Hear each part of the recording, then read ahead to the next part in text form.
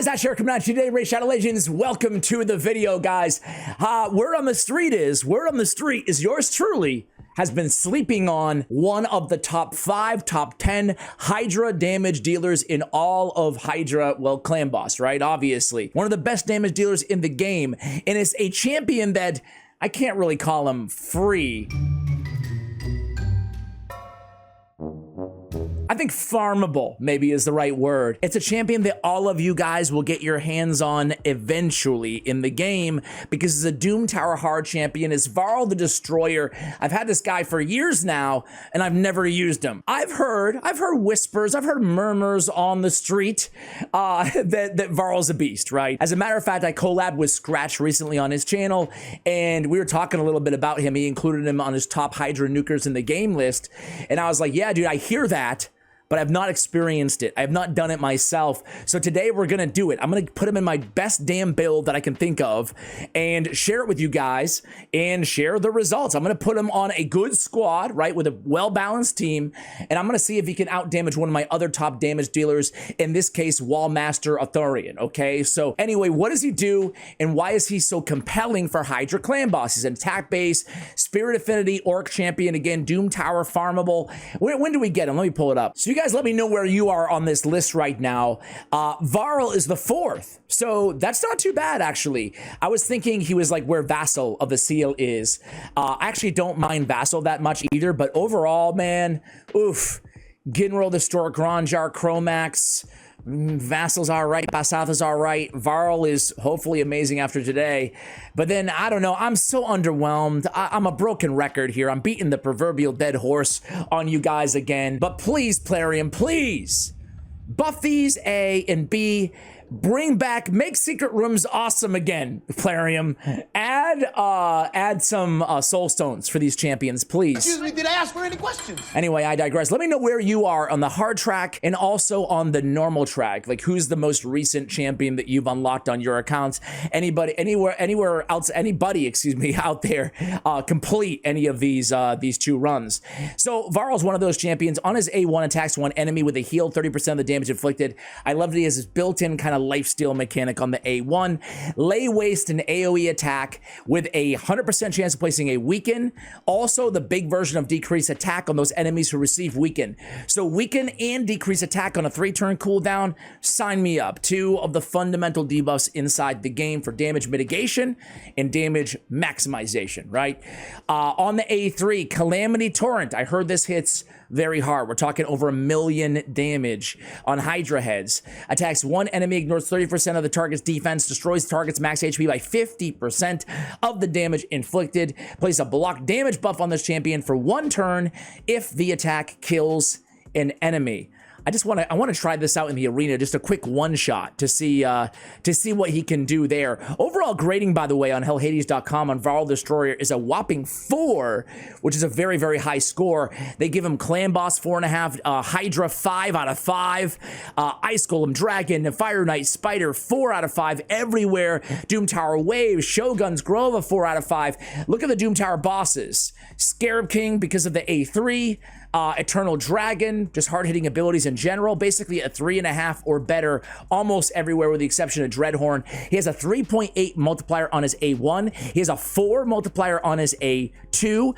On his A3, a 5.6 multiplier, but what we haven't discussed is the magic that brings this all together, especially in longer battles like HYDRA Clan Boss. Increase this champion's attack by 10% each time they use an active skill. So really quickly, we'll stack up to 100% extra attack. 100% attack bonus. And you pair that with the increased attack buff, you can get his attack to just ungodly levels, right? That's why he's so magical in HYDRA Clan Boss. Let me show you the build really quickly that we'll be utilizing. Then I'll show you the team. Can I show you something? No, I don't want your soul stones. Don't want them, Plarium. I have enough. I've had enough. I got ears. My ears got ears. All right. So speaking of soul stones, we do have him Awaken 3. I put him in Nature's Wrath. He has those 2 debuffs on the A2. We can increase this damage inflicted by this champion by 2%, scaling up to 8% for every debuff they successfully place. So yeah, an extra 8% damage. I'll take that. That will absolutely add up over the course of a longer battle on Nature's Wrath. I've been testing out Nature's Wrath versus Cruelty, and it's actually very close. Obviously, depending, they must land their debuffs, but I've noticed Nature's Wrath is actually really good, a really solid blessing. It's probably my favorite, with all apologies to Nature's Bounty on like Bellower, like yesterday's video or the day before. Really strong, right? But those are probably my 2 faves out of the Harmony blessings. Anyway, what do I have him in, guys? I have him in a 6-piece Merciless and a 2-piece Perception. I love Merciless gear, guys. We have a 30% chance to decrease a random skill's cooldown by 1 turn when dealing damage. So getting more AoEs off of that A2, bringing it from a 3 to a 2, not just because of the damage, but also because of the debuffs, is going to be amazing.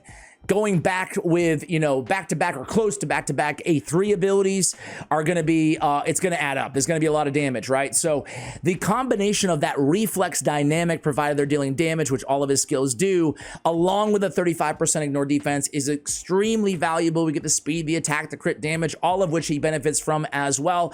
And Perception, because, well, we need the accuracy to land the debuffs to begin with. We are going to go against the second most difficult, brutal difficulty level on our HYDRA clan boss today. His total stats are going to be survivability, not great. You know, hopefully we'll be able to keep him alive because we're not going to have any reviver on our team, so we'll see. But he does have that heal on the A1, which I'm really counting on to keep himself alive, right? I imagine he's going to do a lot of healing. He's going to do a lot of damage. We have 7,100 attacks, so I really wanted to make sure we focus on getting his attack as high as humanly possible. Well, because we're going to get all that massive attack bonus and then the increased attack on top of all of that, right? So we're going to be rocking like 20,000 attack or whatever. It's going to be high. So we have 278 on the accuracy, a little low, but hopefully enough to at least ramp up his damage and most consistently land those debuffs. And then 104 and 272 on the crit rate, crit damage, 252 on the speed. So definitely a nice build here. We do have a Merciless attack banner. We have crit damage on the amulet, and then we have a Merciless attack ring as well on the ring. We have speed with attack percentage on the boots. We have attack with attack on the Merciless chest, and we have the crit damage with the crit damage on the Perception gauntlets. I will point out this is probably my best Merciless piece, right? For attack-based nuker.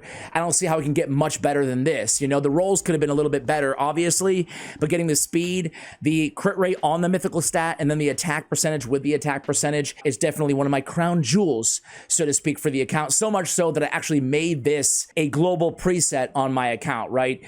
I've asked you guys this in the past on a video, but I'm going to ask you again. Do you guys like the preset manager? I've only started really using it the last week or so, more on champion presets, but now I'm starting to get into the globals too, you know? So I made this a global reset, the Merciless Perception set, right? So I really like it. I think it's awesome. I'm gonna use it a lot more too. We have War Mastery. You can see the Masteries really quickly that we're gonna be using in today's video right here. I wanna go ahead and take him for a quick spin, like I mentioned, in the arena. Just to see what he can do. Granted, we don't have Helm Smasher, so, you know. All right, guys, so real quick in the arena, just want to see on a Go First team what he can do here. The nice thing is, you know, Pythion, but more acutely Star Sage Galathier and Harima. We're going against Alsgor here, UDK. There's a lot of Force Affinity in the meta right now, so he's going to be a good, I would say a good solution at least to Force Affinity units out there, dealing with a bit of Stone Skin. So let's just test out his A3 against Alsgor because, oh, well, that was really nice damage.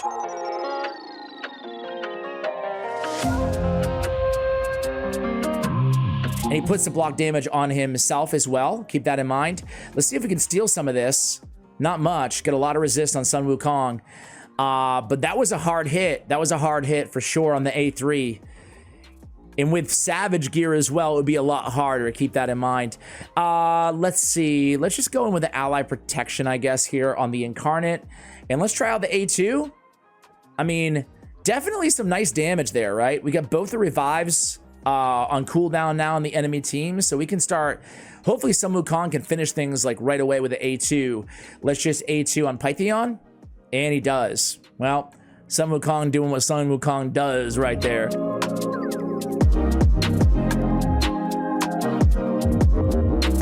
The A3 he did hit pretty hard. He's not going to be an arena meta champion. Again, we can't take advantage of the passive on these short battles. That really hampers his overall viability inside PvP content. However, I could definitely see subbing him in when you go against a very strong Force Affinity tanky team, right, as your main DPS. All right, just be careful of Polymorph, of course. Let's just go. There's someone waiting for you. Let's just not delay any further, guys. Let's go into Hydra Clan Boss and see what this dude can do, right? Hydra time. We're going to go brutal difficulty. We're going to run him on this team. I got Androck. I have no reviver, okay? So everybody has to stay alive here. I have Androck. He's going to stay in his base form the entire battle. He's just going to support, right? He's going to heal. He's going to increase duration of buffs, strengthen, continuous heals. He's just going to support, keep everybody alive, essentially, right? And then we have Archer Queen. She's going to bring Hex. She's going to bring Provoke. We have Wall Master. He's going to bring a ton of damage. I expect Wall Master to out-damage VARL by a bit. Because Wall Master is a monster. He's just a monster, right? We have Grand Oak. Basically, he's going to be setting up everybody with what they need. Increase defense, increase attack, increase accuracy, right? So everybody will benefit from everything, especially VARL with the increased attack, which we absolutely have to have, right? And then we have Venus as our debuffer, and that's the squad. So it's going to be full auto the entire time. I'm never going to take it off auto. Let's just see. Obviously, he's going to ramp up in terms of his damage. And I'm going to come back at you guys a little bit before the end of the video so we can just see what he's doing compared to the beginning of the battle.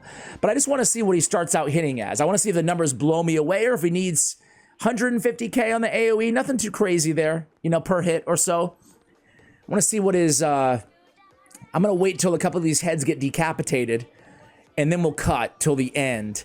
I wonder if this team can go the distance. I wonder if anybody's going to die, because again, anybody's dying or devoured, we're toast. The run's over, right? So here he goes with his A3. I think that was 500K or so damage, I want to say. Not bad, but no decapitated heads yet. I want to see how much damage he can do against decapitated with debuffs, ideally, right? I got to say, a lot of heals on this team, not just Androck, but we're going to get a lot of healing from VARL and a lot of healing from... There's this A1, I want to say. 450K off the A1. Not bad. Not bad. Without debuffs, too.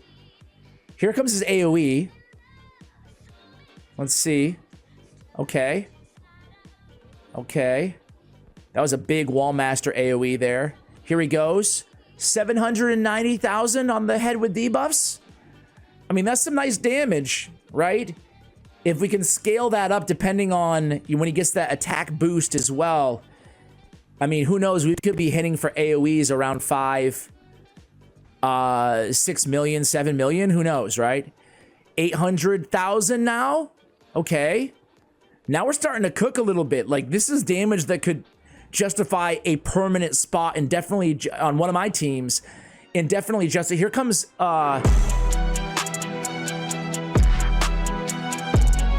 1 million.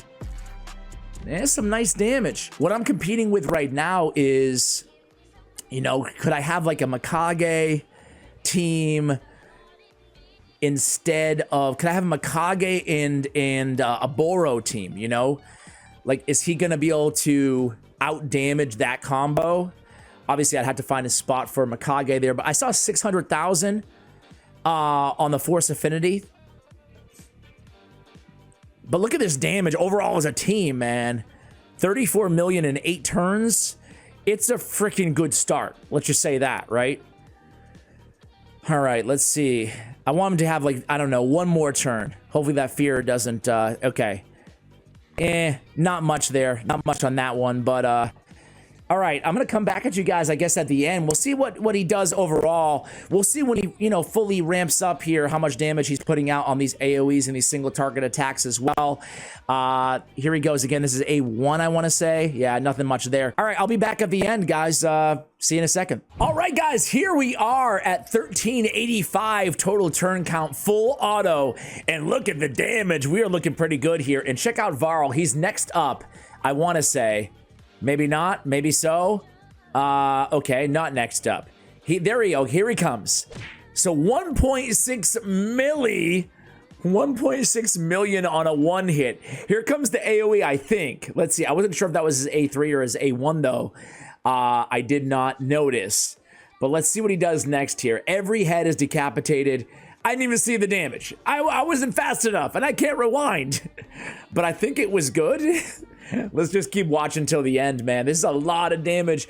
I'm very curious. Layways, 1.4 million on that AoE. I want to say around 1.4 million as the high hit. Dude, that's pretty insane, man, now that he's fully powered up. Do you think this team might hit 700 million? I wasn't sure what to expect because we don't have a reviver. So honestly, without pre-running this squad, at 1.2 million, that had to have been the A1 there against Magic Affinity as well. I didn't see what he did there on the ally attack. Put on your glasses, sweetie.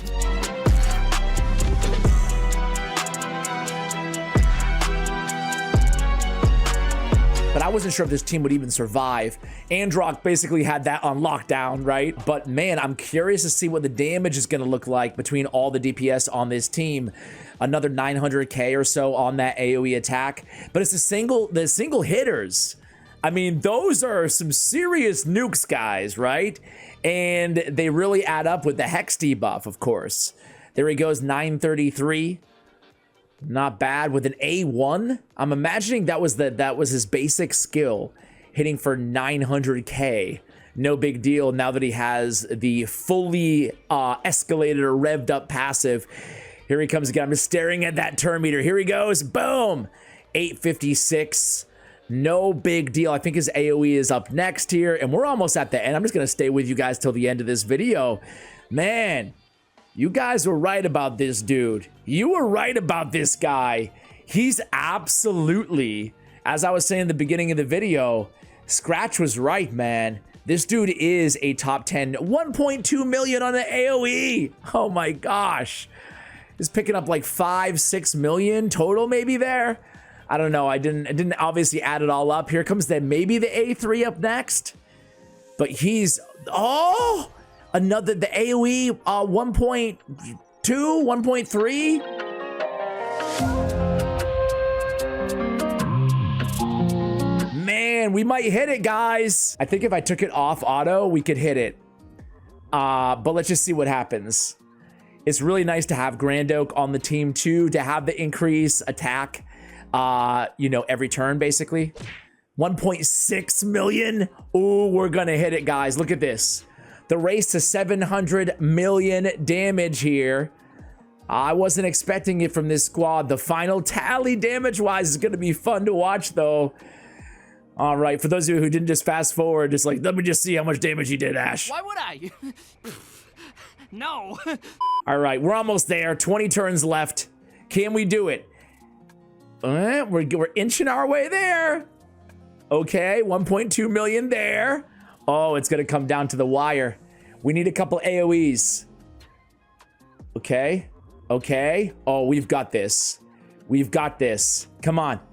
VARL, get it done. You're next. 10 turns left, guys. The final countdown. 1.5 mil. Hell yeah. Uh-oh. Wallmaster? Oh, come on. Oh, we got it. One more hit. Oh. Come on. VARL? Okay, Wallmaster? No. One more turn? Did we not get it? Did we not get it? Come on, man! 699! 699! Look at VARL's damage, dude! Look at this guy's damage! VARL puts out 224 milli, 225. I can't believe we're at 0.5. I almost want to free regroup this just to hit the 700 mark with this squad, right? Who knows how the RNG was on full auto, but look at the damage, guys. Androck coming in with 15 mil on the heels, but I guess more impressively, VARL and Archer Queen coming in with 31 and 3 million on the heels, but the damage, right? VARL out damage Wallmaster, enemy max HP within a reflex set, no less as well. Man, I am impressed with this damage, guys. He's insane. He's insane. And the good news is, as I said at the top, eventually all of you guys will actually get your hands on this champion as well. Let me know if you have any experience, and let me know if I've been sleeping on any other legendary, epic, or even rare champions out there. We saw Ironclad, right, on HYDRA Clan Boss. Guys, let me know if you're as impressed as I am in the comments below. Much love, and as always, take care, guys.